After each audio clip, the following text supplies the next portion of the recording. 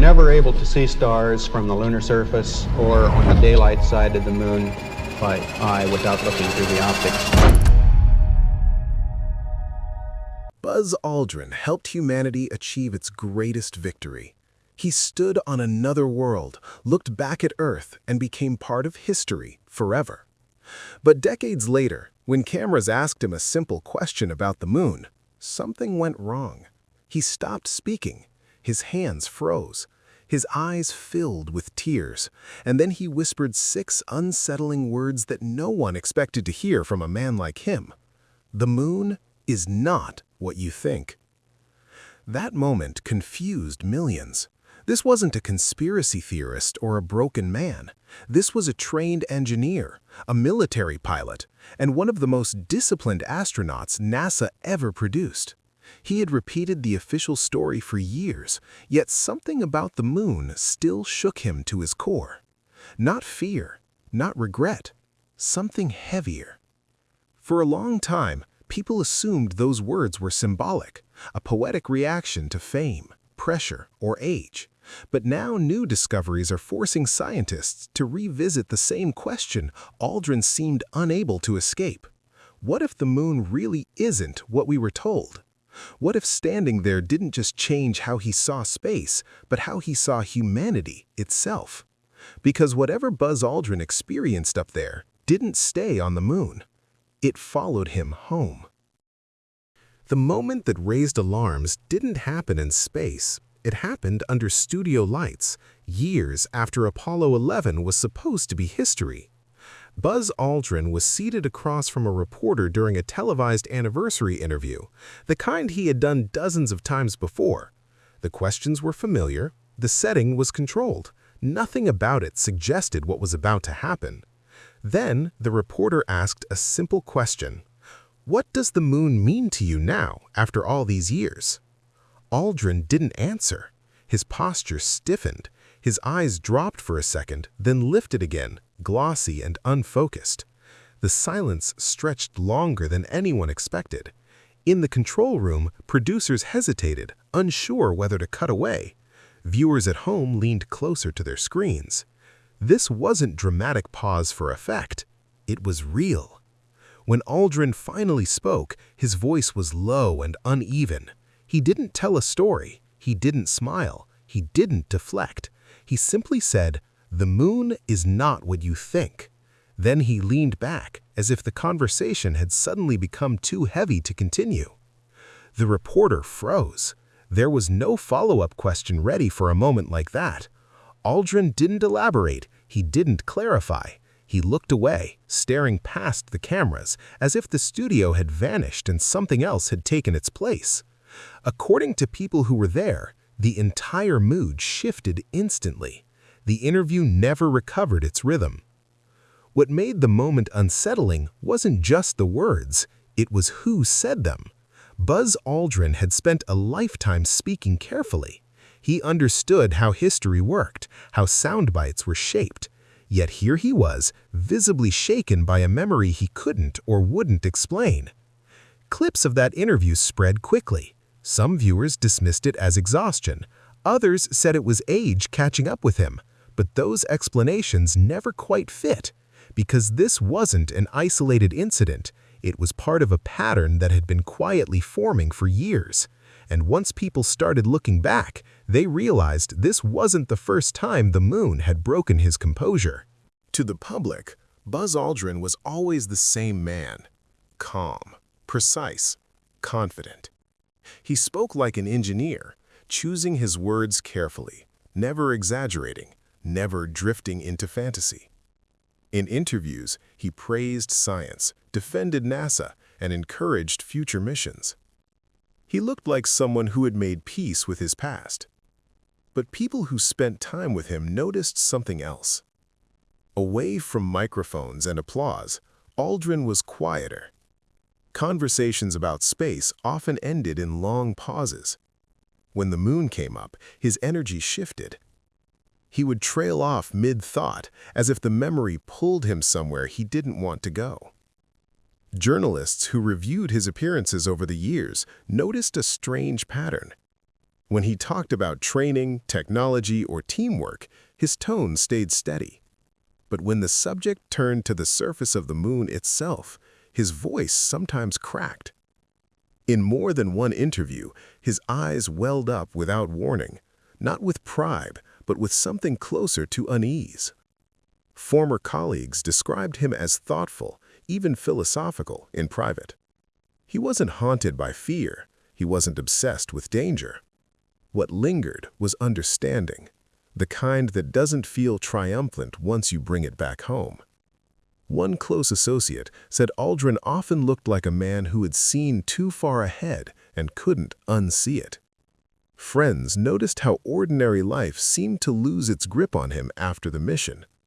Loud rooms overwhelmed him, small talk drained him. He listened more than he spoke, often staring into space as if measuring distance rather than time. It wasn't that he missed the moon, it was that Earth felt different after he had stood somewhere so completely removed from it. This split between the public hero and the private man kept growing.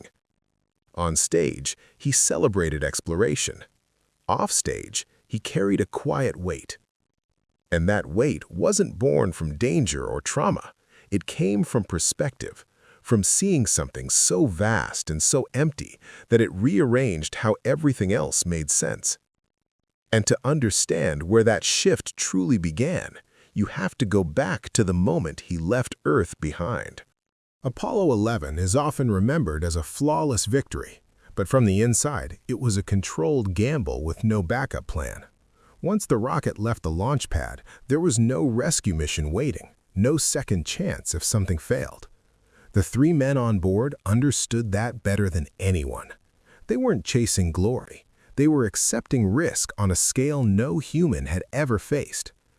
As the Saturn V climbed into the sky, the violence of the launch pressed them into their seats.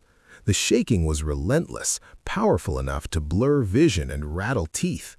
Then, just as suddenly, it stopped. The engines cut off. Weightlessness took over. In that instant, Earth let go of them. Inside the capsule, the noise faded into a low mechanical hum. Outside the window, the blue curve of Earth slowly drifted away. Hour by hour, it shrank. Continents blurred into clouds. Clouds faded into color. Color became a distant glow. With every mile, the familiar world lost its grip. For 3 days, they traveled through open space. No up or down, no wind, no sound except their own breathing and the systems keeping them alive. There was nothing to look at but darkness, broken only by a growing gray disk ahead of them. The moon didn't rise or set, it waited. Mission control filled the silence with checklists and data, but the reality was impossible to ignore. They were leaving everything behind: family, history, every human voice that had ever existed. Ahead of them was a place untouched by life, older than anything they could imagine. Buzz Aldrin later said this part of the journey was when the shift began. Not fear, but separation. A slow, undeniable awareness that they were crossing a line no one could come back from unchanged. Earth was no longer home beneath their feet. It was a memory behind them. And that feeling only deepened when the moon finally pulled them into its grasp. As Apollo 11 slipped behind the moon, something unprecedented happened. The radio signal vanished. One moment, Houston's calm voices filled the cabin. The next, there was nothing. No updates, no reassurance, no way for anyone on Earth to hear them if something went wrong. For the first time in human history, 3 people were completely unreachable. Inside the spacecraft, the silence was absolute. Mission transcripts show that even the crew spoke less during those minutes. Every system reading suddenly felt heavier. If an alarm sounded, there would be no one to help interpret it. If a mistake was made, it would be final. Then the moon filled the window, not the glowing object seen from Earth, but a scarred, lifeless surface rushing past beneath them. Craters stretched in every direction, frozen and ancient. There was no atmosphere to soften the view, no color to warm it. just raw terrain, exposed and unchanging. When contact with Earth finally returned, voices came back through the static as if from another world. But the spell had already been broken. The sense of isolation lingered. Ahead was the most dangerous phase of the mission, the descent. Armstrong and Aldrin prepared to separate from Michael Collins, who would remain alone in orbit. The lunar module detached cleanly, drifting away like a fragile insect. As Collins faded from view, Aldrin understood something unsettling. If the lander failed, there would be no rescue. Collins would go home alone. As the Eagle began its descent, warning alarms suddenly lit up the cabin. Codes flashed on the computer screen, ones no one had expected to see. Fuel drained faster than planned. The ground rushed closer. On Earth, engineers scrambled to interpret the alarms before it was too late. Inside the module, Aldrin called out altitude and speed with mechanical precision, his voice steady despite the chaos. Armstrong took manual control, searching for a safe place to land. Seconds slipped away. Fuel dropped to dangerous levels. Then, with almost nothing left, the motion stopped. Houston's reply came back shaking with relief. The Eagle had landed. The world erupted in celebration. But inside the lunar module, Aldrin stared out at the gray surface below and felt something else entirely. Because whatever waited outside wasn't triumph, it was silence. Before either man stepped outside, Buzz Aldrin asked for something unexpected. He requested a few quiet minutes. No cameras, no commentary, just silence. Mission Control agreed, and for a brief moment, the most watched mission in human history paused. Inside the lunar module, Aldrin reached into a small kit he had brought with him. He poured a few drops of wine, read a short passage, and bowed his head. It was a personal act, not meant for spectacle. In a place completely stripped of life, sound, and motion, he wanted to ground himself in something human before facing what lay beyond the hatch. When the time came, Armstrong opened the door. Light poured in, harsh and unforgiving. There was no smell, no rush of air, just a gray world waiting. As Aldrin climbed down the ladder, the surface came into full view. It wasn't majestic in the way people imagined. There were no sweeping colors, no sense of welcome. The ground was flat and dusty, stretching endlessly under a sky so black it felt artificial. The horizon curved in a way that confused the eye, making distance hard to judge. His boots touched the surface, pressing into fine dust that clung to everything. Each step felt unnatural, slow, and deliberate. The ground didn't respond. No echo, no sound. The shadows were razor-sharp, darker than anything seen on Earth. Sunlight burned bright, yet the surrounding space felt cold and empty. Through his headset, voices from Houston sounded thin and distant, as if they were coming from another lifetime. Aldrin moved carefully, testing the surface, adjusting to the reduced gravity. Every motion sent dust straight back to the ground, untouched by wind. Then the weight of it hit him. Not fear, not excitement, emptiness. The moon wasn't just lifeless, it felt removed from existence itself, like a place time had abandoned. In that moment, Aldrin realized he wasn't standing on a new world. He was standing somewhere that had never needed life at all. And that realization would change everything. The phrase slipped out almost quietly, but it would outlive the mission itself.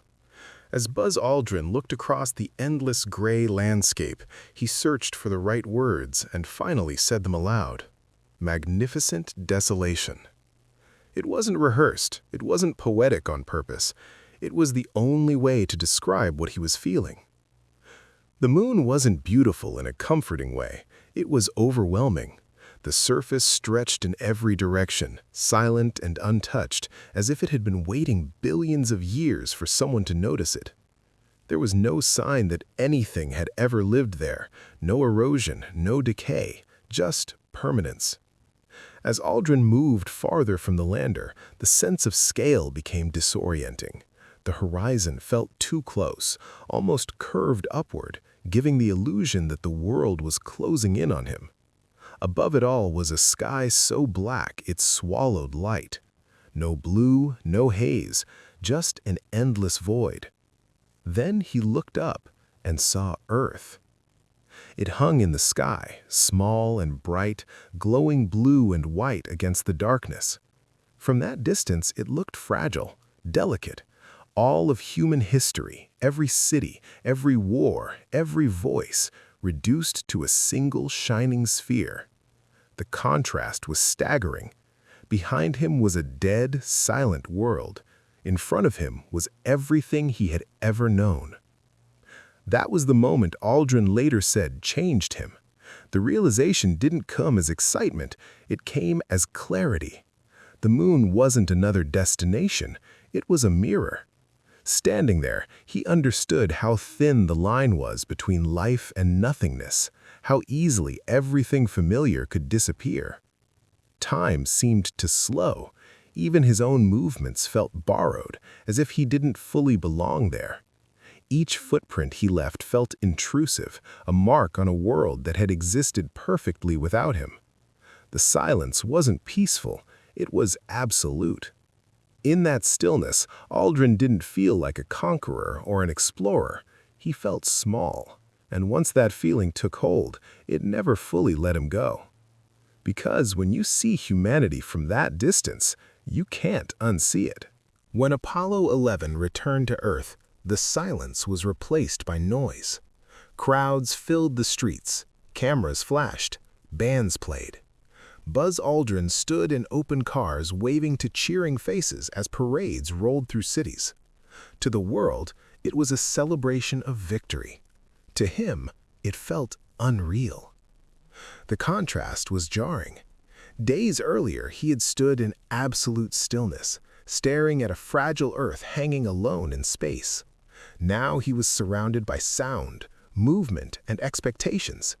People wanted stories. They wanted excitement. They wanted him to describe the moon as an achievement, but words failed him.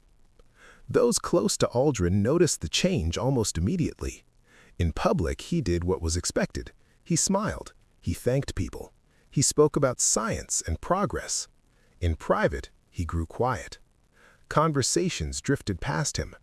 Ordinary moments felt shallow, like echoes of something more real he had left behind.